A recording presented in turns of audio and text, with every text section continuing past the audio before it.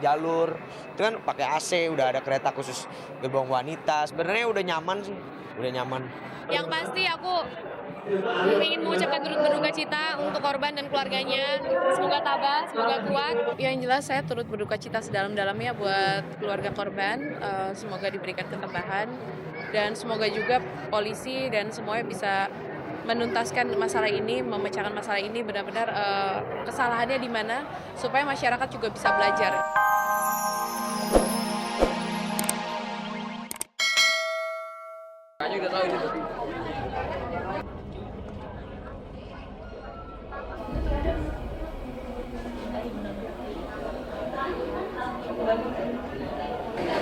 Agak trauma sih mungkin untuk sekarang ini mungkin aku dulu kali ya, nggak mau dulu lah ibaratnya gitu ya Mas ya, takut Trauma gitu.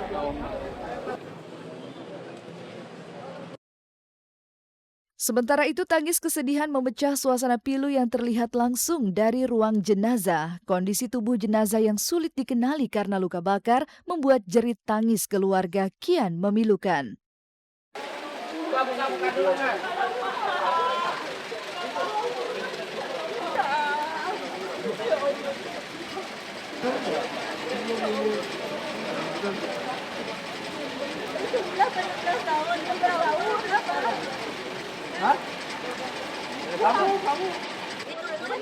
nggak tahu, masih muda doang katanya, tapi nggak tahu bisa tadi bajunya apa Pak? Iya berapa? Pak? Makanan saya sudah membuat. Sadarannya sabar deh, sabar Bu. Ada Sylvie. Bisa ibunya kasih dulu ke sini. Iya, itu Ica. Karena badannya mirip Ica. Lihat, Mas. Ica kelas berapa sih Yusuf?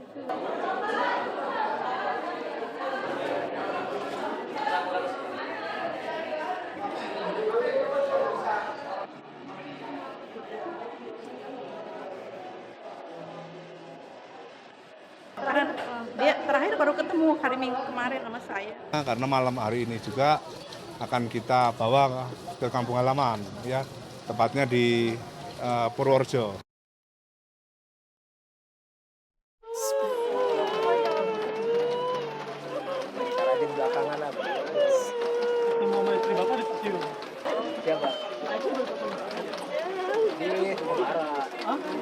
Ya menurut saya sih dia baik, ceria, murah senyum juga. Sementara itu dari Bekasi, Jawa Barat, kabar meninggalnya Sofyan Hadi, teknisi kereta api komuter lain yang terlibat kecelakaan kemarin disambut tangis duka.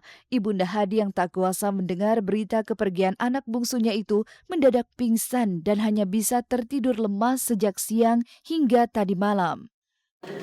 Karena kan dia ridho, emak aja ridho tuh sama bapak Panji enak dia Mel. Ya Allah, kita diimpiinnya juga dia enak gitu.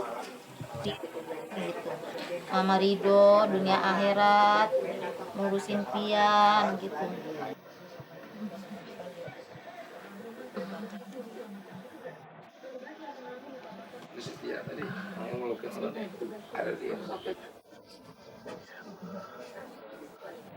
Untuk sementara ini ya dari siang tadi kan pertama dia tahu itu pingsan.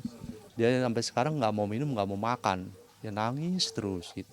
Dia udah diusahain sama keluarga, sama saudara tetap gitu. Jadi sedikit shock gitu ya.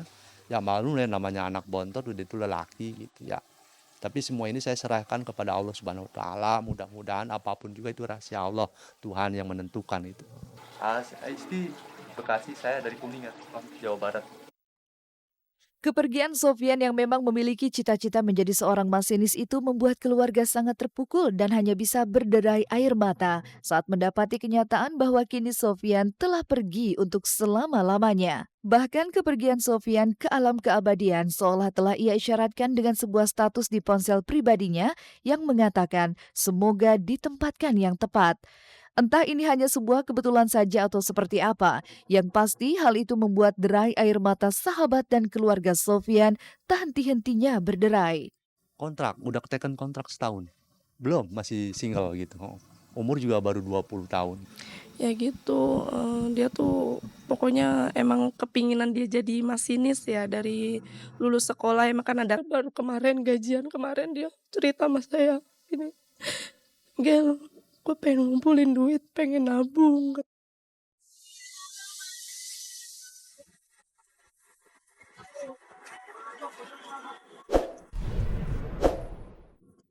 Pemirsa, kecelakaan tabrakan maut kereta api komuter lain dan truk tangki minyak kemarin memang menyisakan cerita pilu bagi korban dan keluarga korban yang tewas. Bagaimanapun juga, kecelakaan yang telah memakan korban jiwa dan banyak pula yang luka-luka ini membawa kerugian yang tidak sedikit untuk berbagai pihak. Namun benarkah atas kejadian tersebut para korban akan menerima santunan dari pihak Jasa Harja? Dan Jasa Harja sebagai badan usaha milik negara berikan jaminan kepada seluruh korban penumpang kereta api ini dan juga santunan tambahan yang diberikan oleh Jasa Raja Putra. Santunan yang dijaminkan oleh Jasa Harja itu biaya pengobatan dengan maksimum 10 juta rupiah dan dari Jasa Harja Putra sebesar 30 juta rupiah. Sehingga jumlah total biaya jaminan yang diberikan kepada korban itu sebesar 40 juta rupiah. Dan untuk korban yang meninggal dunia itu akan diberikan santunan dari Jasa Harja sebesar 25 juta rupiah. Dan juga diberikan juga santunan dari Jasa Harja Putra sebesar 40 juta rupiah. Sehingga jumlah total yang akan diterima oleh ahli waris korban itu sebesar 65 juta rupiah. Dan akan dibayarkan dalam minggu ini juga. Nanti rumah sakit Mbak yang mengajukan biaya perawatannya.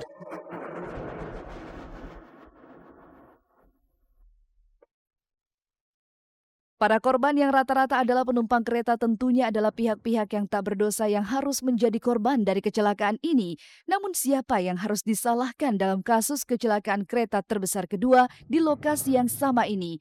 Benarkah pihak kereta api terkesan mencuci tangan? Benarkah pula masyarakat mulai dilanda rasa takut untuk naik kereta api pasca kejadian kemarin? Kalau kereta itu sudah berjalan di jalurnya ya, artinya ketika ada kendaraan lewat, kereta nggak bisa belok kiri ataupun belok kanan. Pengguna jalan itu kan wajib berhati-hati ketika melintasi palang kereta api. Sebab kereta api itu berjalan di relnya sendiri. Jadi karena itu kita juga harus terbiasa menghilangkan kata-kata ditabrak kereta api. Kereta api itu berjalan di relnya sendiri. Saya tidak berani untuk menyalahkan ini salah siapa, apakah salah keretanya atau salah apa, saya tidak bisa menyalahkan itu semua. Tapi yang jelas saya mengambil orang-orang yang merasa kehilangan itu. Karena saya sekarang sedang kehilangan yang sangat besar. Tahu ya lumayan ngeri sih ya. Iyalah, udah gitu kan sekarang gerbong perempuan di depan ya. Harusnya kalau perempuan itu taruhnya di tengah. Soalnya kalau di depan, kecelakaan di depan kita kena. Kan sebagai perempuan harusnya dilindungin. Jadi ditaruhnya harusnya di tengah, ujung laki-laki, depan laki-laki, jadi kita nggak bakal kenapa-napa. Kalau takut sih sebenarnya nggak perlu karena memang semua udah digarisin sama yang di atas. Kapan kita hidup, kapan kita pergi gitu ya. Tapi ya mungkin setiap kali aku dengar kayak gini, challenge aku adalah untuk berbuat yang baik selama aku masih dikasih kesempatan untuk hidup.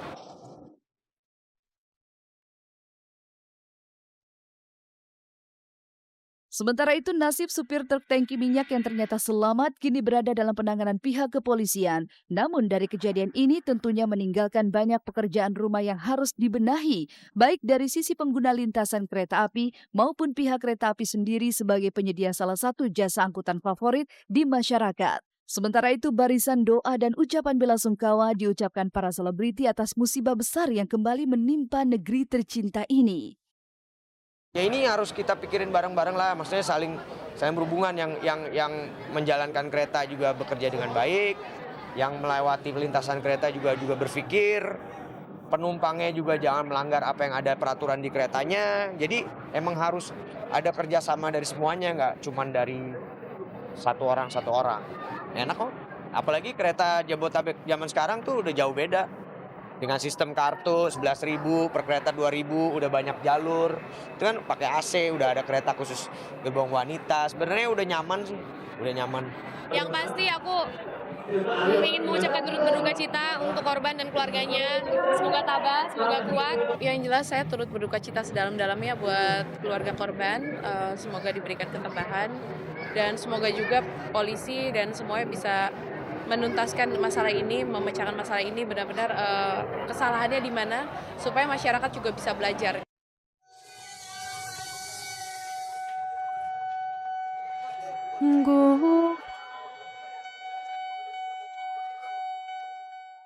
Hidup dan mati manusia sejatinya memang telah digariskan oleh Sang Khalik. Namun terkait kecelakaan maut yang memakan korban kemarin, sepatutnya kita sebagai pengguna fasilitas umum memetik hikmah untuk selalu berjaga-jaga demi keselamatan diri sendiri, keselamatan orang-orang di sekitar, dan keselamatan semua orang.